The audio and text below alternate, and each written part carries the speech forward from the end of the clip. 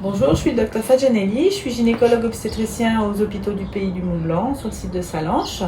Je suis responsable de l'organisation de la maternité. Bonjour, je suis Anne-Laurence Joubert, je suis la sage-femme coordinatrice du service de maternité gynéco-obstétrique aux hôpitaux du Pays du Mont-Blanc.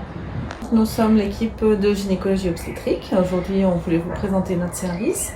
Donc, dans un premier temps, on voulait vous parler un petit peu de la situation sanitaire en gynécologie obstétrique dans la région, en particulier dans la vallée de l'Arve.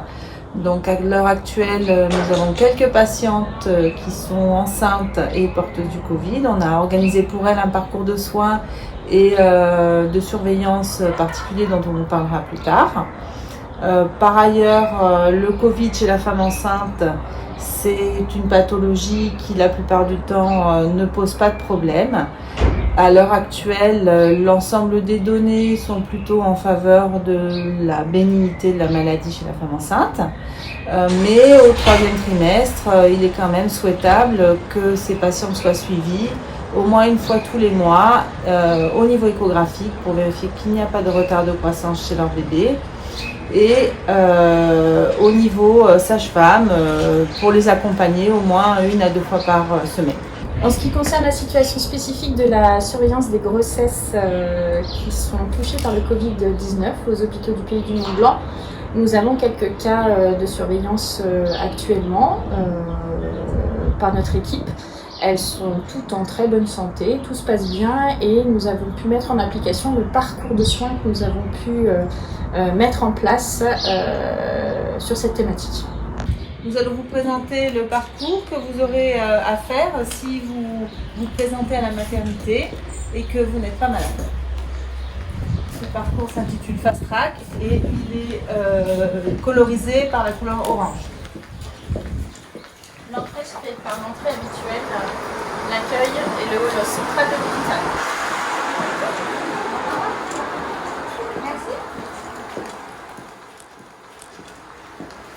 Il y a un premier arrêt qui vous sera obligatoire. Cet arrêt, ça sera pour vérifier votre état de santé, notamment en prenant la température de vous-même, éventuellement de votre accompagnant si il s'agit d'une arrivée pour un accouchement.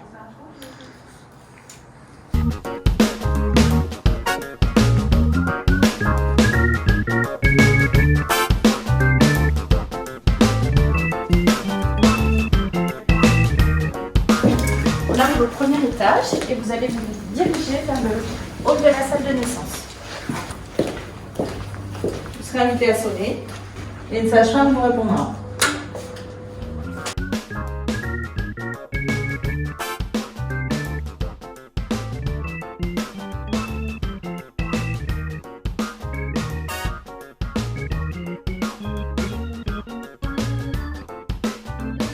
Donc, lors de votre accouchement, la sage-femme vous invitera à rejoindre une salle de travail que nous allons pouvoir visiter maintenant.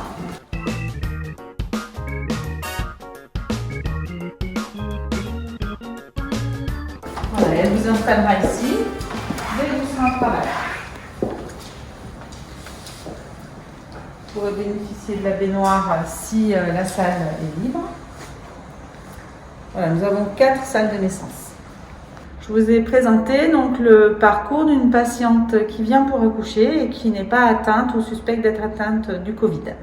En ce qui concerne la prise en charge des patientes atteintes de Covid, elles vont venir directement des urgences pour une arrivée en salle de naissance par ce circuit.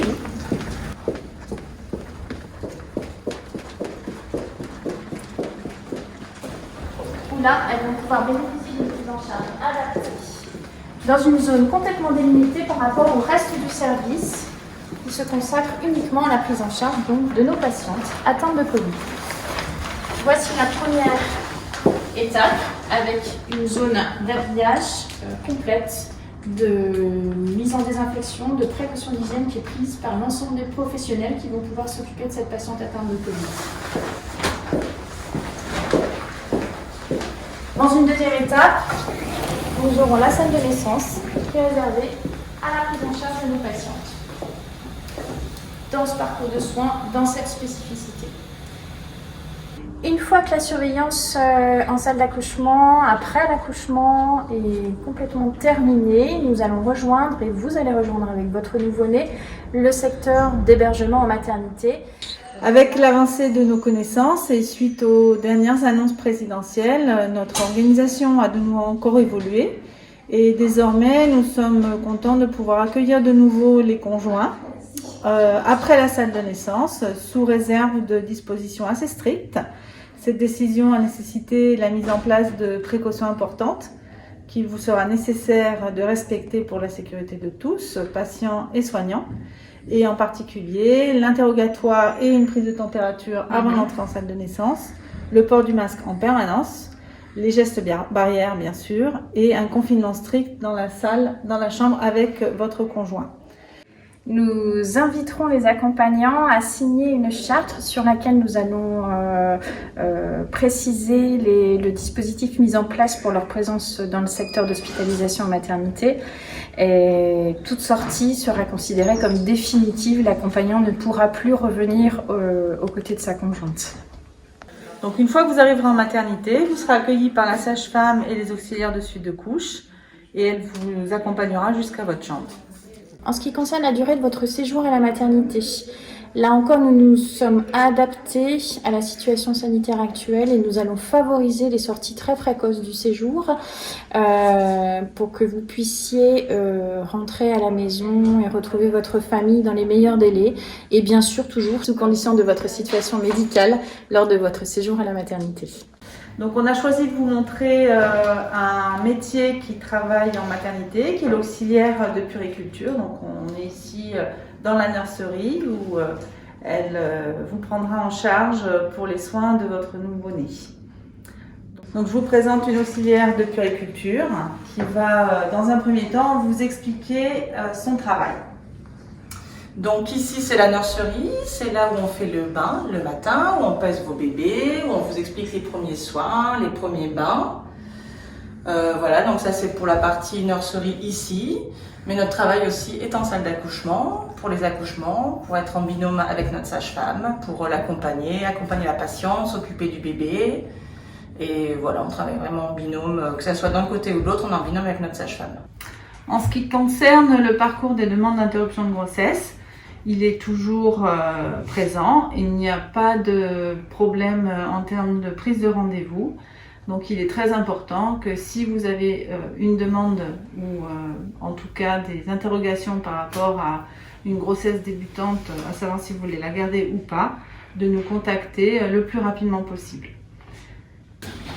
Et pour vous accompagner dans l'intégralité de ce nouveau parcours qui a été mis en place suite à ces décisions de confinement, nous avons mis en place 2 hotlines. La première hotline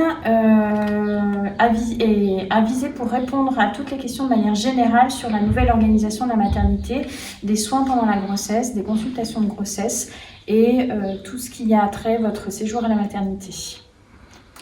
Voilà, cette hotline, elle fait aussi le relais pour les femmes enceintes atteintes de Covid ou suspectes d'être atteintes. Et elle sera rebasculée vers une deuxième hotline qui est tenue par nos praticiens hospitaliers confinés à domicile et qui sont à votre disposition lorsque vous êtes Covid+, pour répondre à vos questions et surtout organiser votre suivi. Et de même, elles sont à la disposition des professionnels libéraux, que ce soit les médecins, gynécologues obstétriciens ou les médecins généralistes ou les sages-femmes.